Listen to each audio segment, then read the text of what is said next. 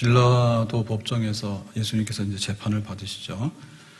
그런데 이제 빌라도가 유대인들이 와서 고소한 것이 뭐냐면 유대인의 왕이라고 했다.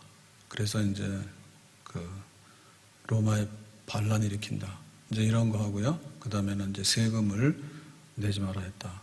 그래서 세금 안 내고 반란 일으키고 이거는 뭐 사형입니다. 근데 사형 중에서도 그 당시에 제일 아주 안 좋은 죄수들을 죽이는 사형이 바로 십자가형이거든요. 이제 이렇게 이제 그 재판에서 이제 그 문제를 다루는데 빌라도가 볼 때 얘기를 들어보니까 세금을 거부한 적도 없고요, 예수님이. 그 다음에 뭐 칼을 들고 군대를 거느리고 한 적도 없고. 그러니까 이거는 뭐 명명백백하게 혐의가 없는 거죠. 그래서 오늘 4절에 보니까 이렇게 말합니다. 빌라도가 대제사장들과 무리에게 이르되, 유대교 지도자들하고 그 다음에 여기에 이제 동참한 군중들이죠. 이러한 무리들에게 이르되, 내가 보니, 빌라도가요, 보니라고 한 얘기는 이제 검토를 다 해봤는데 이 사람에게 죄가 없도다라고 하죠. 그러니까 이거는 그냥 개인으로 하는 말이 아니고 법정에서 재판장으로서 하는 말이에요. 그러니까 총독의 자격으로 재판을 하고 있는데 아무리 봐도 이거는 혐의가 없다. 그러니까는 죄가 없다라고 1차 빌라도의 판결이 내리는 겁니다. 근데 여기서 우리가 주목해야 될 것은 이 사람에게라고 하는 얘기는 예수님이잖아요. 그러니까 예수님을 이제 보고서 죄 없다 이렇게 했는데, 그러면 여기 법정에서는 예수님은 인간으로서 어떤 모습이 있는가? 두 가지가 있다, 그죠? 하나는 우리와 똑같은 인간, 또 하나는 우리를 대신하는 인간. 이렇게 두 가지 모습이 있다 입니다. 첫 번째로 예수님은 이 사람이다라고 했는데 예수님은 우리와 똑같은 인간이다. 이 점에서요. 요한복음 1장 14절에 보니까 이렇게 말합니다. 말씀이 육신이 되어 우리 가운데 거하시매. 그러니까 우리 가운데 거한다는 얘기는 우리와 함께 생활하는 거잖아요. 우리 눈에 보이고요. 우리가 그의 영광을 보니 아버지 독생자의 영광이요 은혜와 진리가 충만하더라. 그래서 그 하나님의 아들은 이 땅에 오실 때 천사로 온 게 아니고 하나님의 아들은 인간으로 오셨다. 그래서 우리와 똑같이 이렇게 시간과 공간 속에서 먹고 마시고 입고 그리고 함께 말하고 함께 제자들하고 이렇게 공동생활하고 이런 생활을 하셨다. 이게 이제 놀라운 거죠. 왜냐하면 하나님은 하늘에 계신 분이거든요. 근데 하나님의 아들도 역시 하나님의 영광의 보좌에 같이 하늘에 계시는 분이에요. 근데 이 하늘에 계신 하나님의 아들이 인간으로 이렇게 이 땅에 오셔서 우리 눈에 보인다라고 하는 얘기는 놀라운 얘기예요. 우리와 같은 진짜 인간이 되셨다. 그래서 우리가 예수님은 양성이 있다. 하나는 신성이고 하나는 인성이다. 그런데 신성이라는 얘기는 진짜 하나님이다. 짝퉁 하나님이 아니고 진짜 하나님이다. 그래서 영광과 영원하심과 그 다음에 능력, 이런 것들이 하나님 아버지의 능력과 하나님의 아들 능력, 하나님 아버지의 영원하심과 하나님의 아들의 영원하심, 또 하나님 아버지의 그 본질, 또 하나님의 아들의 본질, 이런 것이 똑같다 그죠? 비슷한 게 아니라 완전히 똑같다 그죠? 똑같다 그죠? 그런데 예수님에게는 또 인성이 있었어요. 인간으로 오셨기 때문에 우리 가운데 거하심에 성육신에서 인성이 있었는데, 그 예수님의 인성은 뭐냐면 우리 인간하고 똑같아. 우리 인간 그러니까 예수님께서 주무셨냐? 주무시지. 그 다음에 또 예수님께서 우셨냐? 우셨지. 예? 나사로의 무덤 앞에 가서는 우셨잖아요. 그리고 예수님께서 목마르다 그러면은 수가성 지나가다가 우물가에 가서 목말라 그러니까 물 좀 달라 해서 물도 마시셨지. 그리고 이제 그 사람들이 이렇게 너무 시달리고 어려운 걸 보니까 불쌍히 여겼죠. 그래서 참 저 목자 없는 양들이 고생이 많다. 불쌍히 여겼다. 그러니까는 예수님은 우리가 가지고 있는 인성 그대로를 똑같이 가진 진짜 인간이세요. 짝퉁 인간이 아니에요. 그래서 진짜 인간으로 이 땅에 오셨다. 그리고 여기 지금 법정 앞에 서 있는 이 예수가 누구냐라고 할 때 예수는 목수의 아들이고 그 다음에 예수는 이렇게 제자들하고 함께 다니다가 또 이렇게 고소당해가지고 잡혀와가지고 지금 이렇게 그 이제 죄수의 모양으로 서 있는 이 예수는 그야말로 똑같은 우리와 함께하는 인간이다. 네, 그런 얘기죠. 그러니까 예수님께서 고난받고 죽으셨다고 할 때 그것은 우리하고는 전혀 별개의 세상의 얘기다라고 얘기를 하면은 얘기가 안 되는 거예요. 그러니까 예수님이 고난받으시면 우리도 고난받는 거고, 우리가 아프면 예수님도 아픈 거고, 우리가 기쁘면 예수님도 기쁜 거고, 그래서 예수님이 죽으시면 우리가 죽는 거고, 우리가 죽는 거는 예수님이 죽으심이고 해서 함께 한다고 하는 거. 진짜 인간으로서 우리가 겪어야 되는 고난과 죽음을 예수님께서 직접 고난을 경험하시고 죽음을 경험하시고 똑같다, 인간으로서. 그런 얘기죠. 그러니까 이제 고난이라고 얘기를 하면요, 그 기독교적인 거하고, 그 다음에 이슬람교하고, 그 다음에 또 뭐 불교, 뭐 이런 데서 다 달라요. 그래서 이슬람교에서는 뭐라고 얘기하는가 하면, 그 이슬람의 그 경전인 코란에서는 이렇게 말합니다. 그대에게 닥치는 모든 불행한 일은 운명으로 정해진 것이다. 한마디로 네가 아프든 배고프든 뭐 네가 뭐 아주 종이 됐든 간에 이거는 운명이다, 이렇게 얘기해요. 그러니까 하나님께서 너에게 이런 걸 운명으로 지었기 때문에 그냥 그런 줄 알아라. 예를 들면 이제 이런 겁니다. 그럼 어떻게 돼요? 그러니까 운명이니까 그냥 벼락 치면 벼락 맞는 거고, 배고프면 배고파 죽는 거, 그런 거죠. 그죠? 운명이니까. 더 이상 뭐 발버둥 치거나 피하거나 또 어떤 다른 일이 일어날 여력이 없잖아요. 운명이니까. 결정되어진 거니까. 그러니까 이렇게 되면 굉장히 냉정한 거죠. 불교식은 어떤 거냐면 이런 겁니다. 우리가 할 수 있는 것은 시간이 흘러 단념의 안개가 가리기를 기다리는 것뿐이다. 그렇죠? 그러니까 시간 지나면 기억이 희미해지고, 시간 지나면은 고통스러운 게 많이 잊어버리게 되고, 그 다음에 단념의 안개, 우리가 점점 체념하는 거죠. 체념한 거예요. 아픈 거 항상 아프지. 그러니까 아프다고 생각하고 살아. 배고파? 그러면 항상 배고프니까 그냥 배고픈 줄 알고 살아. 해서 거기에 적응하는 거죠, 그죠? 예. 그러니까 세월이 지나고 우리가 거기에 단념하고 체념하고 그러면은 이제 사람이 뭔가 이렇게 돼가지고는 그냥 고통스러운 거는 그냥 이런 거야 라고 평생 끼고 사는 거지. 그러니까 이제 이슬람교식의 운명이다라고 하는 얘기는 하늘로부터 임하는 뭔가를 이렇게 결정짓는 것 같고, 불교식은 뭐냐면 바람 흘러, 시간이 흘러, 세월이 흘러, 그러다 보면은 이제 뭔가 사람들이 잊어버리게 되고 좀 약해지게 되고, 그러니까 조금 더 고통에서 벗어나게 되고, 이제 이런 자연적인 방식이죠. 그럼 우리 기독교식은 뭡니까? 교회에서 말하는 것은 이런 거죠. 우리의 고난 속으로 들어오셔서 우리와 함께 그 고난을 나누시는 하나님. 그러니까 우리가 고난이 있어요. 강 가운데 물 가운데 불 가운데 지날지라도 라고 할 때 하나님은 하늘에서 운명이니까 네가 알아서 하라 이렇게 안 한다 이거죠. 그리고 강이나 물이나 불이 지날 때 뭐 지나가 보면 지나가는 대로 뭐 이렇게 그렇게 맡기는 게 아니죠. 그러니까 고난 속에 들어오신다. 강 가운데 물 가운데 불 가운데 들어오신다. 그리고 어떻게 해요? 거기서 건져내신다. 함께 하신다. 사망의 음침한 골짜기를 지날지라도 해를 받지 않는 것은 주께서 함께 하심이라. 아멘.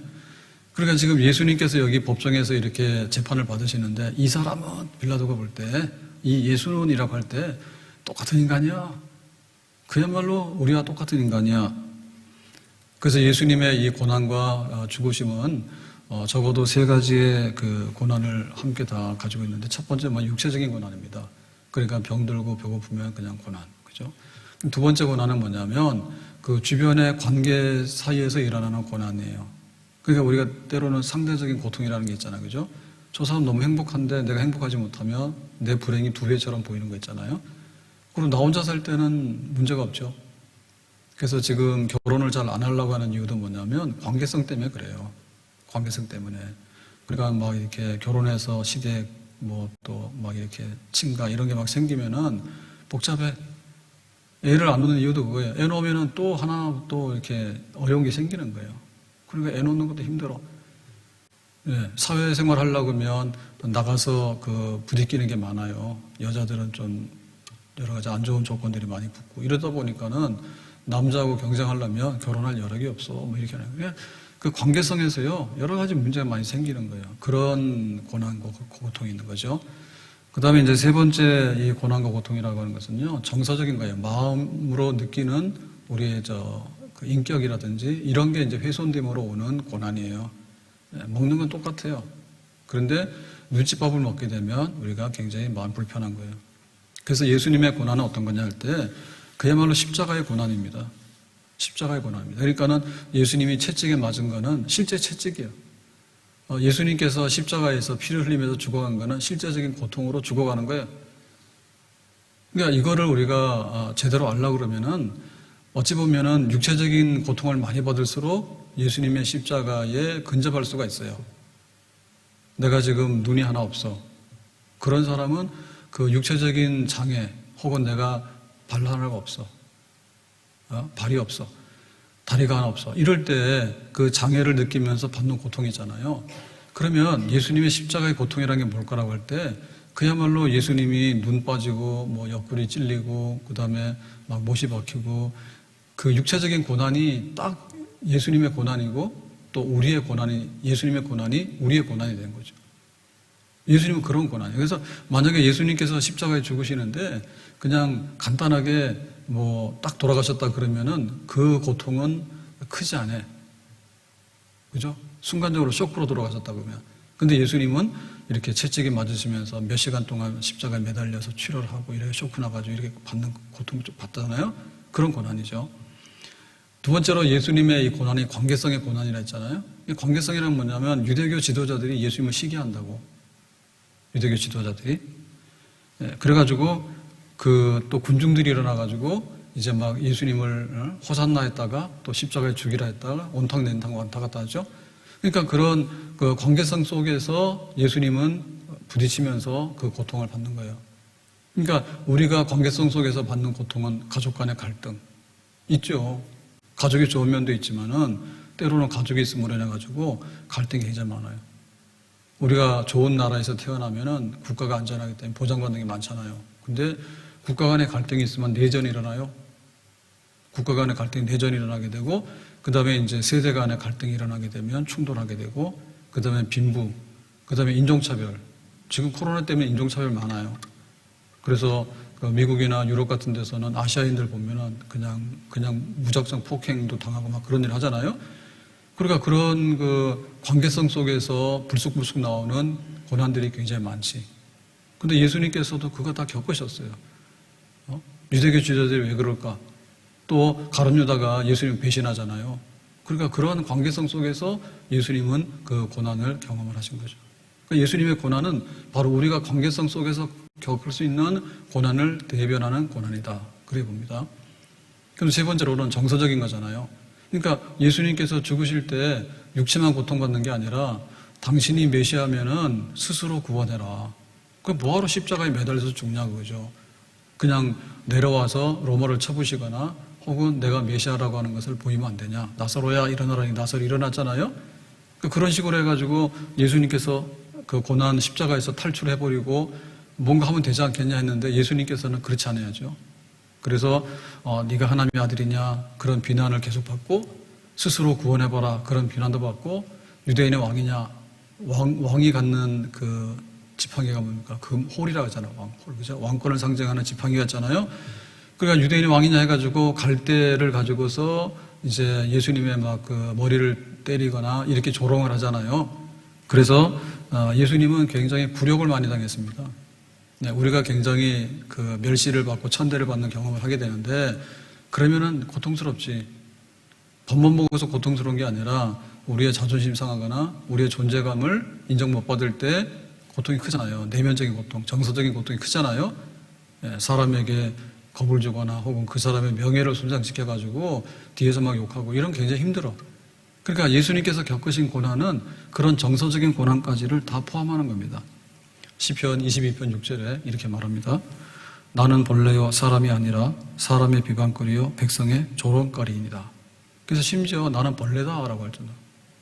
벌레는 뭡니까? 벌레는 그야말로 인간 취급 못 받는 게 벌레 아니에요. 그리고 어디 가더라도 사람 취급 못 받아서 네가 노예냐? 너는 흑인이냐? 그럼 저리 가라. 그렇게 천대받고 멸시를 받잖아요. 그래서 그 예수님이 이 사람이다라고 하는 얘기는 진짜 인간인데 진짜 인간이 받는 고통은 육체적인 관계성에서 정서적인 이런 모든 고통을 예수님께서 다 받으신 분이다. 그러니까 이 예수님의 고통은 그야말로 총체적인 고난이에요. 그래서 우리가 겪는 이 모든 고통으로부터의 구원이라고 하는 것도 총체적인 구원이에요. 그래서 우리가 구원 그럴 때 이 구원을 온전해야 됩니다. 온전해야 됩니다. 그러니까 뭔가 다 이렇게 완성품이 돼야지 그게 진짜 구원이잖아요.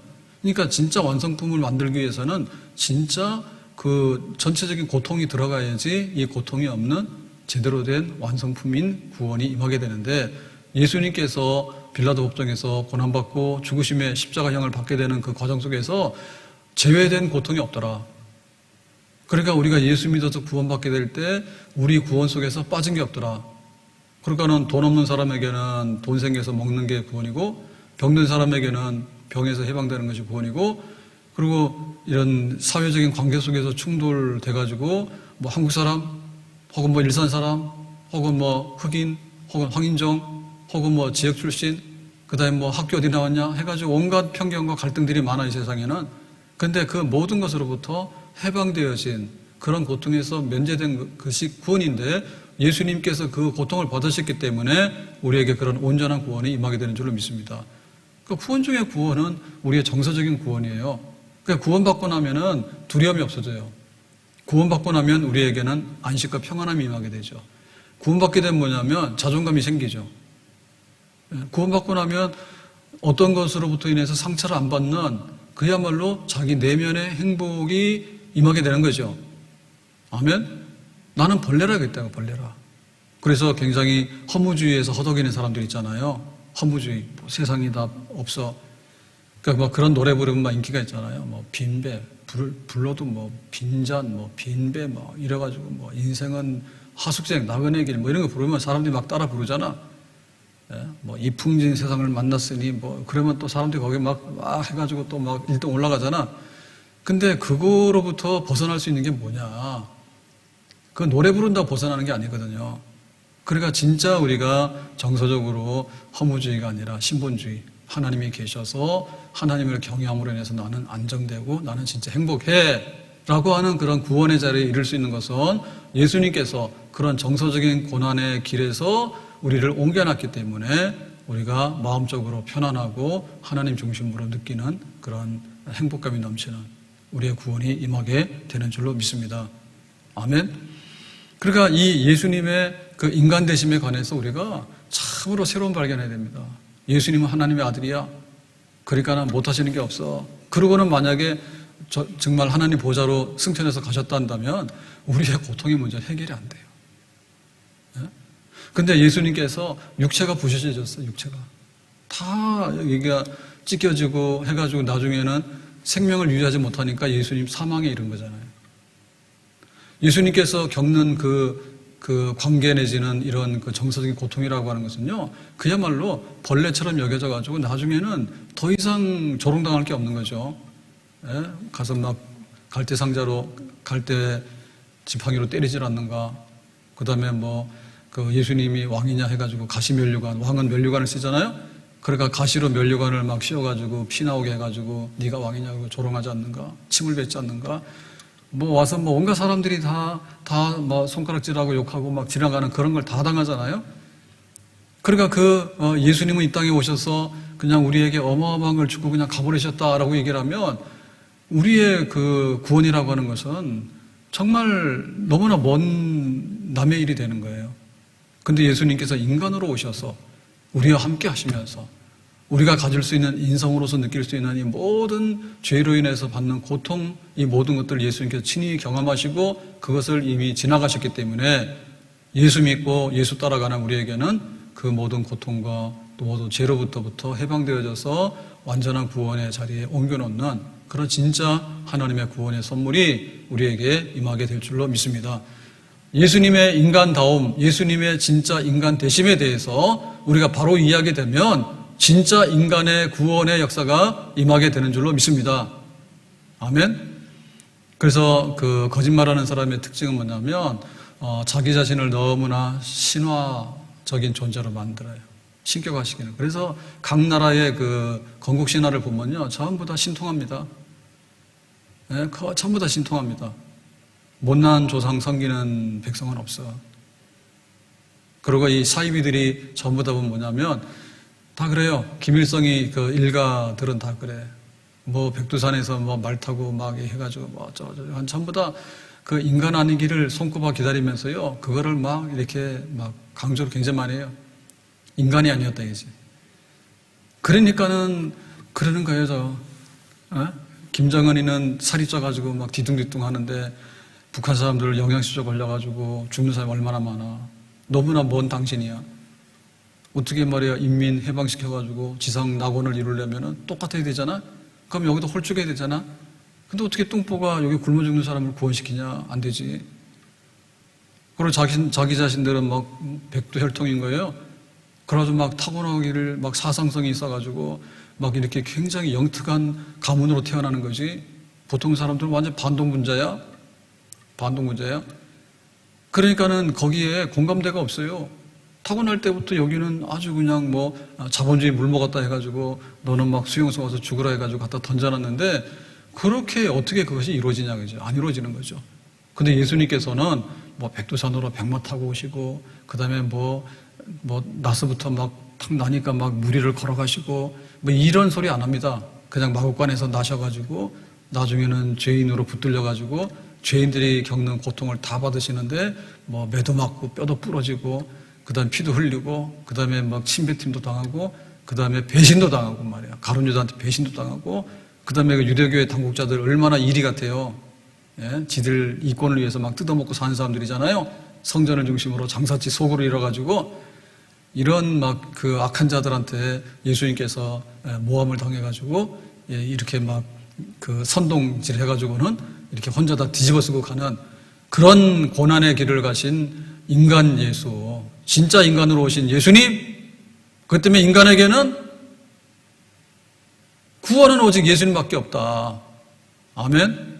어느 인간이 그 자리에 들어가서 우리를 구원한다고 하겠느냐? 그래서 정치하는 사람들 위선을 좀 말아야 됩니다. 지도자니까 나를 따라오라 이런 건 있어야 돼요. 그런데 인간의 그 본성 그 자체에 대해서는요, 안 되는 거예요. 그 명예심, 자기의 막 권력에 대한 욕심, 예? 자기의 어떤 지배력, 지배하고 싶은 욕망, 그 다음에 자기가 가지고 있는 생각을 남에게 주입시켜가지고 관철시키려고 하는 거, 이런 것들이 너무 강하거든요. 진짜 인간이 아니에요. 참 인간이 아니에요. 왜곡된 인간이에요. 그래서 천하 인간 중에는 구원받을 만한 이름을 준 적이 없다. 꿈 깨라 그죠. 우리가 아무리 훌륭한 사람들 앞에 서더라도 일정한 존경은 합니다. 세종대왕을 누가 욕합니까? 존경하죠. 그렇지만 세종대왕이 우리의 구원자라고 그렇게 얘기를 안 하죠. 네? 그렇게 얘기를 안 해요. 세종대왕만 세종이 됐지 그 형제들은 다 뭐가 됩니까? 옛날에 왕족이 되면요 정말 불행한 겁니다. 자식도 막 나가지고요 하나만 딱 왕세우고 나머지는 거의 다 안 됩니다. 그러니까 그 어떤 인간도 진짜 인간의 자리를 대변할 수 없다. 그리고 뭐 자기가 누리게 되면은 그 호사를 누리게 되는 거는 전부 다 자기 거는 괜찮잖아요. 남의 거 다 뺏어오면서. 예수님 그렇게 안 했잖아요. 그러니까 진짜 인간을 구원하는데 진짜 인간, 하나밖에 없는 인간은 하나님의 아들이 인간으로 오신 예수님밖에 없고 빌라도 법정에 가서 우리의 죄를 우리가 당하듯이 그 모든 것을 당하고 겪으신 분은 오직 예수님밖에 없는 줄로 믿습니다. 두 번째로 그러면 이 사람은 죄가 없다라고 이렇게 해서 했는데 그러면 도대체 이 사람은 뭐냐 할 때 정말로 우리를 대변하는 인간이에요. 대표적인 인간이에요. 우리를 대변하는 인간이에요. 그러니까는 오늘 새벽에도 말씀드렸지만은 예수님께서 십자가를 지시는데 뒷골목에서 부딪혀가지고 싸우다가 십자가 갖다 매단 게 아니죠. 그게 아니라 빌라도 법정, 로마 법정, 그리고 이거는 총독인 빌라도의 법정이기 때문에 권위죠, 권위. 세상에 옳고 그름을 분간할 수 있는 최종적인 그 법정에서 빌라도가 말하기를 이 사람은 죄가 없다라고 했거든요. 그러니까 법적 절차를 밟은 거예요. 법적 절차를 밟았는데 세금 내지 마라 했는데 거짓말 아니에요? 예수님께서 그런 말 한 적 없어. 예수님이 유대인의 왕이라 했는데 예수님은 군대를 모집하거나 칼을 쓰거나 무력을 쓴 적이 없어. 그러니까 빌라도가 너무나 이거는 명백하잖아요. 내가 다 봤는데 총독으로서 그런 증거 아무것도 없다 이거죠. 그러니까 무죄다 이거죠. 그러니까 이 법정에 섰다고 하는 사실은 뭐냐면 법정에서 죄가 없는 것을 인정받은 거죠. 내가 뒷동산에 가가지고 나 혼자 말하기를 나는 죄가 없다 하면 그건 소용이 없는 거예요. 우리끼리 해서 반상에 모여가지고 우리끼리 죄가 없지라고 얘기도 소용이 없는 거예요. 아주 그 엉터리 재판 있잖아요. 모의 재판. 거기 가서 뭐라 해도 소용이 없는 거예요. 진짜 재판에서. 그리고 정말 총독이 지금 여기 재판장에 앉아있는 이 아주 엄중한 재판의 자리에서 예수는 로마법으로 볼 때 십자가형에 해당할 만한, 사형에 해당할 만한 죄는 절대 없다. 법적인 절차를 밟은 거랍니다. 그래서 여기 지금 법적인 절차를 밟았는데 예수님이 여기 끌려와가지고 이제 죄인으로 취급받잖아요. 그럴 때 이 법적인 절차에 있어서 이제 두 가지가 이제 하나는 뭐냐면 산헤드린 공회에서 이제 고소한 내용이 있잖아요. 산헤드린 공회에서는 뭐냐면 예수가 하나님이라 했다. 신성모독. 자기가 하나님이라 했다. 신성모독. 그 다음에 이제 성전을 헐고 3일 만에 짓는다 했다. 그 다음에 구약성경 율법은 이거는 버리는 거다 했다. 그러니까 이렇게 해가지고 신성모독. 자기가 하나님이 아닌데 하나님인 것처럼 한 거에 대해서 그 고발당했죠. 산헤드린에서. 그게 이제 예수님의 죄목이에요. 근데 산헤드린에서는 사형시킬 수 있는 권한이 없어요. 그러니까 예수님을 빌라도 법정으로 고소해가지고 끌고 와가지고는 뭐라냐면 로마의 반역자다. 유대인의 왕이라고 쿠데타한 사람이다. 라고 해가지고 지금 세워놨잖아요. 그러니까 예수님께서 여기 지금 죄를 받아가지고 여기 서 있는데 한쪽에는 신성모독, 한쪽에는 로마법에 대한 반역. 여기는 하나님에 대한 반역, 여기는 세상에 대한 반역. 여기는 하나님의 거룩하심에 대한 훼손, 여기는 로마의 질서에 대해서 반역자로서 훼손. 이 두 가지 죄를 덮어쓰고 지금 여기 법정에 서 있는 거죠, 사실은. 그러니까 이것이 우리의 다 죄예요. 우리가 십계명 보면 10가지인데 내 앞에 다른 신을 두지 마라. 그 다음에 부모를 공경하라 해서 1에서부터 4계명까지는 하나님을 섬기는데 하나님과 관련된 계명이다. 그리고 이제 부모 공경부터 해가지고 그 탐심 갖지 말라고 하는 10번째 계명까지는 인간들 사이에서 벌어지는, 사회에서 벌어지는 죄에 대한 그런 계명이다. 이렇게 얘기를 하잖아요. 그러니까 하나님 관련한 죄하고 인간을 관련한 죄하고 합치면은 이제 우리의 모든 죄가 다 나오는 거죠. 그러니까 예수님께서 여기 법정에서 산헤드린에서 처형은 못했지만 끌고 오게 된 거는 하나님에 대한 모욕, 로마에 대한 반역, 이 두 가지. 다시 말하면 인간이 지을 수 있는 모든 죄를 다 가지고서 이제 이렇게 죄의 목록을 가지고서 예수가 나는 이런 죄로 고발당해서 이렇게 서 있는 거지. 하나는 하나님 신성모독, 하나는 로마법에 대한 반역, 이 두 가지. 이게 우리의 모든 죄거든요. 그러니까 예수님이 여기 서 있는 것은 예수님은 사실 죄가 없잖아요. 하나도. 하나님 말씀을 어긴 것도 없고 그 다음에 로마법으로 어긴 것도 없고 무음하단 말이에요. 근데 여기 지금 죄수 취급을 당해서 여기 서 있는 죄인으로서 예수님은 바로 우리를 대변해서 우리 때문에 여기 와서 붙들려서 서서 지금 재판을 받고 있는 그런 예수님이죠. 그런 예수님이죠. 그러니까 여기에 우리를 대신한다라고 하는 이 모습은 그야말로 죄가 없는데 죄를 떠맡은 거예요. 죄가 없는데 죄를 떠맡은 거예요. 기본. 우리가 이제 드라마 같은 데를 보면 어떤 사람은 굉장히 착한 캐릭터로 나오는 사람 있잖아요. 그럼 그 사람은 그렇게 행동해야 됩니다. 근데 그 자기 역할이 굉장히 악당 역할인 거예요. 건달이나 이런 깡패 역할인 거예요. 그럼 뭐 깡패처럼 해야 되는 거죠. 그건 누구대로 하는 거예요? 시키는 대로 하는 거야. 근데 그거 한번 하다 보면 이미지가 굳어져가지고 어떤 사람은 항상 불륜을 일으키는 여자야. 그 사람 그렇게 되는 거야. 근데 어떤 사람은 효녀 심청이야. 항상 막 이렇게 희생하고 사랑하는데 뭐 이런 그럼 또 그렇게 되는 거예요. 근데 그거는 주어진 역할에 따라 하는 거죠. 그러니까 예수님께서 여기 와서 지금 이렇게 하나님 모독, 로마법에 대한 반역 이거 뒤집어 쓰게 된 거는 그냥 우리가 가지고 있는 거에 대해서 예수님께 던져가지고 당신이 대신해라 라고 지금 여기서 재판을 받고 있는 거라니까요. 예수님하고는 직접 관련이 없는데 마치 예수님이 저지른 것처럼 이렇게 그 자리에 서가지고 지금 그 역할을, 그 재판을 지금 받고 있는 거죠. 그러니까 철저하게, 우리와 똑같은 예수님이다. 맞아요. 또 철저하게 우리를 대신해서 여기 서 있는 예수님 맞아요. 고난받는 것도 우리를 대신해서 받는 거고, 재판받는 것도 우리를 대신해서 받는 거고, 예수님께서 쓰고 있는 이 죄명이라고 하는, 너가 이런 죄가 있다라고 하는 이런 고소도 사실은 우리가 당한 고소장이야. 너 하나님 잘생겼어? 아닌데요. 그러면 너는 이런 이웃이나 이렇게 사람들한테 대할 때 어떻게 했어? 너는 그 사람한테 해를 가했는데요. 우리가 받은 고소장이 있죠. 내가 고소당한 거 있죠. 내가 고소당한 거를 들고서 서야 되는 이 자리에 바로 예수님께서 거기에 서 계시는 거죠. 그러니까 우리가 예수님을 잘 믿는다라고 하는 얘기는 진짜 인간이다. 그러니까 내 모든 것을 갖다 맡기면 예수님께서는 다 알아가지고 대신해서 처분해가지고 우리를 구원하겠다. 그거를 잘 믿는 것을 의미하는 거죠. 내가 예수님을 잘 믿는다는 얘기는 뭐냐면 예수님께서 내 자리에 대신해가지고 나를 위해가지고 철저하게 모든 것을 대신해서 행해 주셨다는 것을 전복으로 맡기고 믿는 것이 바로 예수님을 잘 믿는 거죠. 아멘.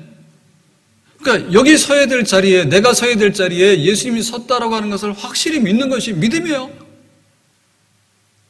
여기 내가 서야 되는데, 내가 재판을 받아야 되는데 예수님께서 나를 대신해서 지금 재판을 받고 계시는 거예요.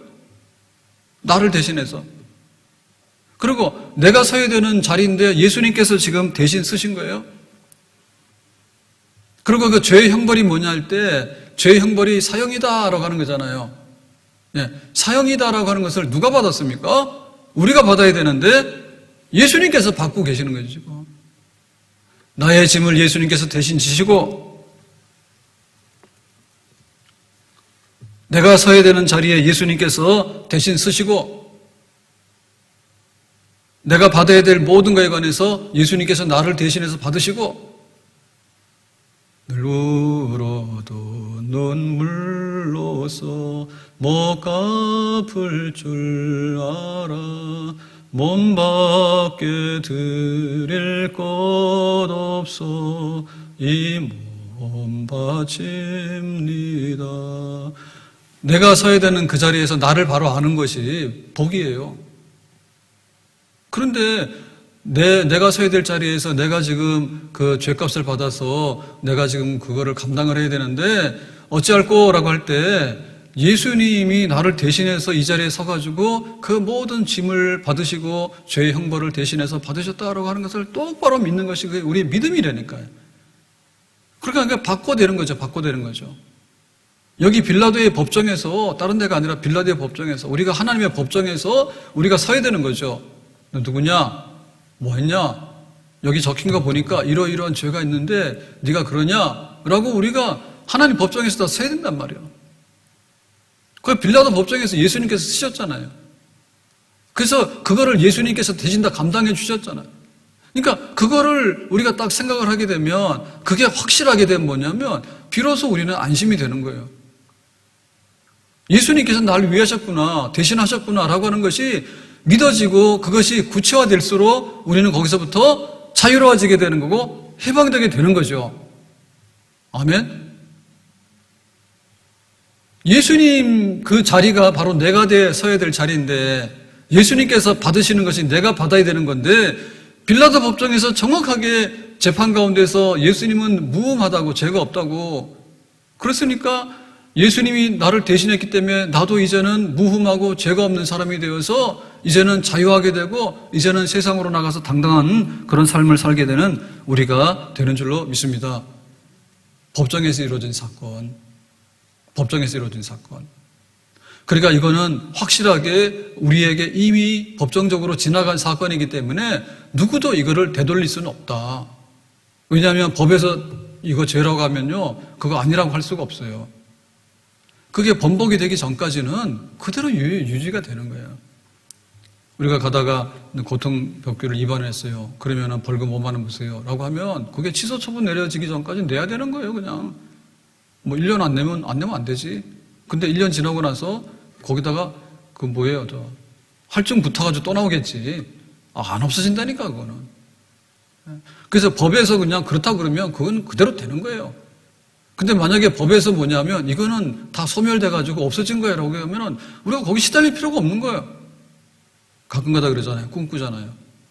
내가 막 교통법규 위반해가지고 내가 5만 원 내야 되는데 아까워가지고 눈물을 흘렸는데 딱 깨보니까 뭐예요? 꿈이야. 그러면 기분이 참 좋죠. 야, 꿈이었네? 악몽. 그거는 그냥 우리의 느낌일 뿐이지 그거는 현실이나 사실은 아니거든요. 그래서 빌라도의 법정에서 죄다. 빌라델비아 법정에서 죄가 아니다. 거기서는 매우 중요한 의미가 있다고.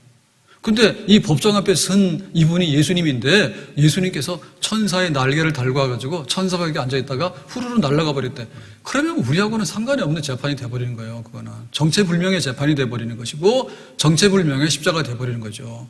그래서 진짜 인간으로 오신 예수님이 우리를 대신해서 그 자리에 서가지고 모든 것을 당하신 예수님이 이제 우리를 향해서 그 모든 것이 해결됐으니 너희가 자유하고 너희가 하나님 앞에 의인이 되었으니 하나님의 백성이 되는 선물을 너희들에게 주겠다라고 선언하시니 우리가 아멘으로 은혜로 감사함으로 받았습니다. 아멘. 고난주간 한 주간을 지내면서 정말 우리는 더 십자가 앞에 가까이 나가기 원하는데 그 십자가로 나가면 나갈수록 뭐냐면 은혜예요. 십자가로 나가면 나갈수록 은혜고 또 예수님을 알면 알수록 뭐냐면 참 나 같은 사람에게 그렇게 많은 것을 베풀어 주셨다. 그런 거거든요. 우리의 신앙이라는 것은요, 그냥 내가 믿는 무슨 신념이라든지 내가 뭔가를 막 믿고서 내가 하겠다라고 하는 그런 우리의 의지의 표현이 아니고 하나님께서 예수님의 십자가를 통해서 거저주신 이 은총, 이거를 우리가 이렇게 부드러운 마음을 가지고 마음의 문을 열고 받아들임으로 인해서 예수님 때문에 뜻밖의 얻게 된 생명, 예수님 때문에 자격 없지만은 내가 획득하게 된 그런 모든 선물과 은총들, 이거를 발견하는 것이 우리의 진짜 믿음입니다. 아멘. 부활절이라고 하는 것은요, 고난 지나고 나서 우리가 갑자기 뻘떡 일어나가지고 우리의 막 힘과 능력을 표현하고 그런 부활이 아니고 정말 죽은 우리들에게 하나님께서 새로운 생명을 부어주셨는데 예수님 때문에 우리가 얻게 된 새로운 생명, 그걸 가지고 우리 마음속에 기쁨으로 나오는 게 부활절이거든요. 그래 뭐가 되냐면 우리가 죽어야 돼. 누구와 함께? 예수님과 함께. 예수님과 함께 죽으려면 어떻게 해야 돼? 예수님께서 죽음의 길을 걸어가셨던 고난의 현장 속에서 바로 예수님 그 자리가 내 자리인데 어떻게 된 것이 예수님 때문에 내가 그 은총을 입게 돼서 사망에서 생명으로 나오게 됐는가? 그 은혜를 발견하는 것이 바로 우리의 사는 길인 줄로 믿습니다. 우리 교회 신앙이 깊어진다고 하는 것은요, 어떤 세상적인 어떤 그런 것에 대한 훈련이 아니고 십자가 은혜에 대한 훈련이에요. 아멘. 주님께서 가신 그 길에 정말 주님이 가주신 그 길 때문에 우리가 얻게 된 은총의 분량, 그것이 바로 우리의 신앙의 분량이고 우리 신앙의 성숙도인 줄로 믿습니다. 우리 하나님 앞에서 나의 자랑은 없다. 근데 예수님께서 이렇게 배신도 당하시고 때로는 끌려가서 또 재판도 받으시고 나중에는 이제 십자가에 죽기까지 하시고 그 예수님의 그 행적을 보면 볼수록 우리 같은 사람이 어떻게 구원받았는가, 그리고 우리의 구원은 예수님의 은혜의 분량이다. 세상이 빼앗을 수 없는 그런 은혜를 우리가 발견하게 되는데 진짜 그리스도인, 십자가 아래에 있는 그리스도인 되기를 예수님의 이름으로 축복합니다. 기도하겠습니다. 오늘 이 말씀과 같이 법정에 서신 예수님은 우리와 똑같은 인간이었고 우리를 대신하는 인간이었고 우리를 위하는 인간이었다. 그래서 십자가 아래에서 우리가 예수로 인해서 하나님의 자녀가 되고 영생에 이르는 그런 생명을 얻게 된 것 믿습니다. 십자가 사랑하고 십자가 붙들고 또 힘있게 나가는 우리들이 되어지기 원합니다. 조금 더 흔들림이 없고 조금 더 주저함이 없이 오직 은혜로 오직 믿음으로 주님 앞에 서는 우리들이 되기를 원합니다. 예수님의 이름으로 기도하옵나이다. 아멘.